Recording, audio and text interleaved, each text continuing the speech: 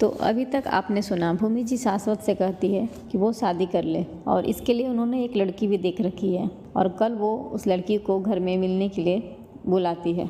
वो चाहती है कि शाश्वत इस लड़की को हाँ कर दे और शादी के लिए राजी हो जाए। तो चलिए सुनते हैं अब अगला भाग। भूमि जी की बातें सुन के शाश्वत अब क्या करता, उसने हाँ कर दी। भूमि जी और शिव दोनों खुश हो गए और आंखों के इशारों में बातें करने लगे। शाश्वत सब समझ रहा था लेकिन उसने कुछ कहा नहीं और दोनों को गुड नाइट बोल के चला गया। दूसरी सुबह शाश्वत ब्रेकफास्ट कर रहा था और घर में सर्वेंट लड़की वाले के आने की तैयारी कर रहे थे और तैयारी ऐसे हो रही थी जैसे आज ही सगाई करवा देगी भूमि जी शाश्वत की। लेकिन शाश्वत भी उनका बेटा था और बिजनेस माइंडेड भी। उसने अपना नाश्ता फिनिश किया और भूमि जी से बोला, माँ मैं चाहता हूँ मैं लड़की से बाहर मिलूँ। भूमि जी बोली, बाहर क्यों, घर पर मिलते हैं ना। शाश्वत बोला, माँ वो लोग घर आएंगे तो आधा समय घर दिखाने और इधर उधर की बातें में निकल जाएगा, तो बाहर मिल लेते हैं और एक बार रिश्ता तय हो गया तो घर तो आना जाना लगा रहेगा। भूमि जी शाश्वत में ये बदलाव देख के खुश हो गई और बोली, ठीक है जैसा तुम कहो, मैं उनको किसी अच्छे से होटल में बुला लेती हूँ। शाश्वत मना करते हुए बोला, माँ बड़े होटल नहीं, वो लाला जी के ढाबे पर बुलाओ ना। भूमि जी सीरियस होते हुए बोली, ढाबे पर? उनको कुछ शक हुआ तो वो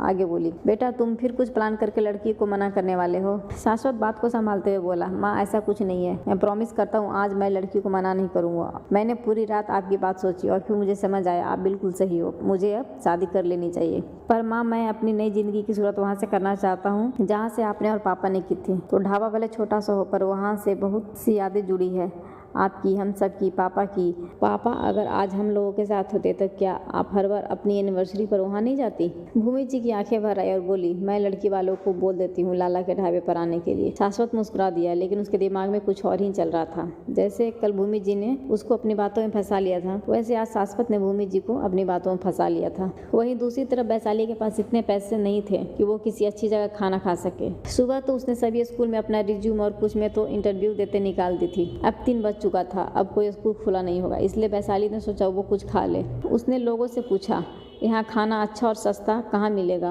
तो सबने लाला के ढाबे का नाम बताया। वैशाली लाला का ढाबे पर आ गई।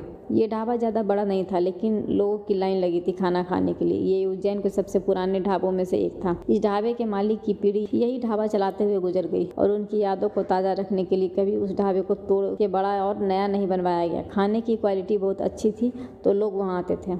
वैशाली को भी कुछ देर वेट करने के बाद कॉर्नर की एक टेबल मिल गई थी। उसने जल्दी से अपने लिए दाल रोटी ऑर्डर कर दी। वैशाली बैठी आराम से अपना खाना खा रही थी कि उसके अपोजिट साइड शाश्वत, शिव और भूमि जी आके बैठ गए और उनके साथ एक लड़की और उसके मम्मी पापा थे। शाश्वत एकदम न्यूट्रल फेस के साथ बैठा था। भूमि जी लड़की के पेरेंट्स से बात कर रही थी और शिव तो था ही बड़ बोला, वो लड़की से बातें करने में लग गया। पर वो लड़की रिच फैमिली से थी, उसको ये ढाबा तो लो क्लास लग रहा था। ऊपर से कुछ लोग टेबल के लिए बात कर रहे थे, भाई पहले हम आए थे, हम बैठेंगे इस टेबल पर, तो दूसरी अपनी बात बोल रहा था जिससे उस लड़की को इरिटेशन हो रहा था। उसको तो ये समझ नहीं आ रहा था उज्जैन का नामी बिजनेसमैन ही छोटे से 3rd क्लास से भी नीचे ढाबे में उससे मिलने क्यों आया है। कहीं ये कंजूस तो नहीं और शादी के बाद उसको ऐसे ही लो क्लास जगह पर घुमाएगा। उस लड़की ने शाश्वत को लेकर एक अलग ही इमेज बना ली थी। भूमि जी बोली, बेटा तुम दोनों थोड़ा अकेले में बात कर लो। वो लड़की चिढ़ के भूमि जी को देखने लगी और गुस्से में अपने मन में बोली, लगता है बुढ़िया सेठिया गई है, इस जगह में कोई अकेले कैसे बात कर सकता है। पर शाश्वत उठा और उस लड़की से बोला, वो टेबल खाली है, हम वहाँ चल के बात कर सकते हैं। वो लड़की मन मार के उठ गई और शाश्वत के साथ वैशाली के ठीक पीछे वाली टेबल पर आके बैठ गई। शाश्वत ने उस लड़की से पूछा, आप कुछ लेंगी। उस लड़की ने मुंह बना लिया, वो इस गर्मी में इस जगह में कुछ खाएगी। पता नहीं इतनी छोटी सी जगह पर कितनी अनहाइजेनिक तरीके से खाना बनाया जाता होगा।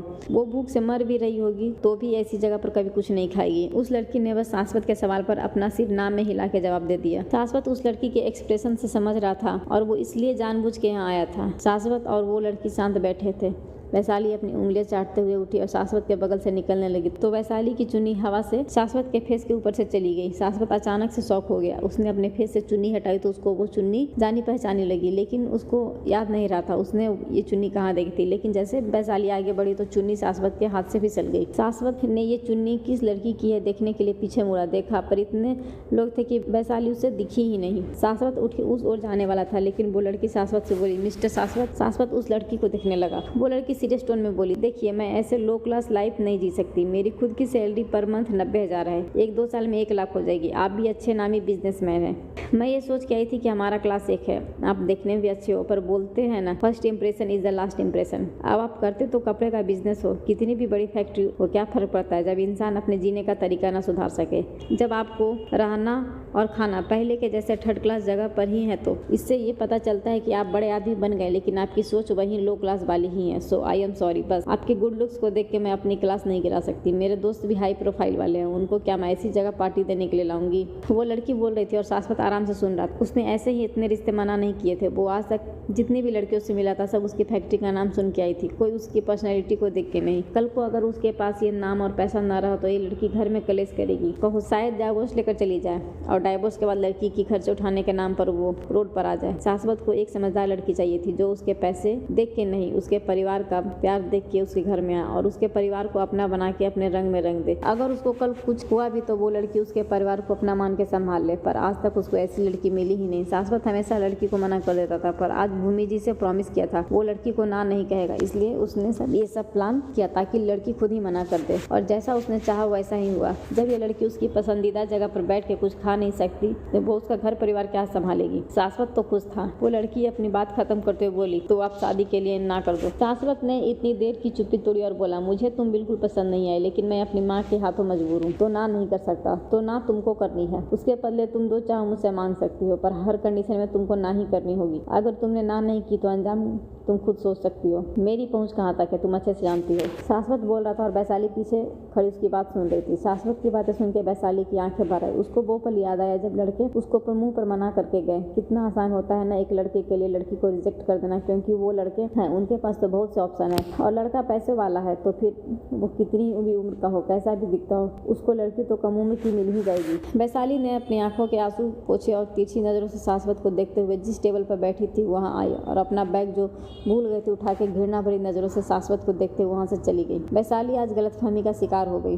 उसने बस शाश्वत की बात सुनी, उस लड़की की नहीं। लेकिन वो लड़की शाश्वत के डील पर सोच बोली, ओके डन, मैं कर दूंगी, लेकिन आपकी फैक्ट्री में अभी कपड़ों का जो न्यू कलेक्शन निकलेगा उस कपड़े के प्रमोशन के लिए मॉडल मेरी दोस्त होनी चाहिए। शाश्वत ओके बोलते हुए उठा और भूमि जी और शिव के पास आके बोला, माँ छोटे चलो। भूमि जी थोड़ा सीरियस हो गई और बोली, बेटा पर ऐसे। शाश्वत बोला, माँ मुझे लड़की पसंद है, मैंने हाँ कर दिया, बाकी उसको भी सोचने का मौका देते हैं और मेरी एक मीटिंग है तो प्लीज अभी चलते हैं। शाश्वत की हाँ सुन के भूमि जी खुश हो गए और लड़की के पेरेंट्स से बोली, भाई साहब आप एक बार बिटिया से बात करके हमको जवाब दे दीजिएगा, फिर मैं पंडित जी से बोल के सीधा शादी की तारीख निकलवा देती हूँ। उस लड़की ने फिर मुंह बना लिया और अपने मन में बोली, अच्छा हुआ मैंने ना कर दिया। बेटा तो बेटा, माँ भी एक नंबर, सीधा शादी ताकि बाकी के फंक्शन से बच सके। किसी ने सच ही कहा है, जितना अमीर इंसान उतना ही कंजूस। शाश्वत फिर शिव और भूमि जी को लेकर बाहर आ गया और शिव से बोला, मैंने गाड़ी बुलवा ली है, तुम माँ को लेकर घर जाओ, मैं फैक्ट्री जा रहा हूँ, रात को मिलते हैं। बोल के शाश्वत अपनी गाड़ी की तरफ चला गया। शिव भी भूमि जी को लेकर घर के लिए निकल गया। शाश्वत सिग्नल पर रुका हुआ था।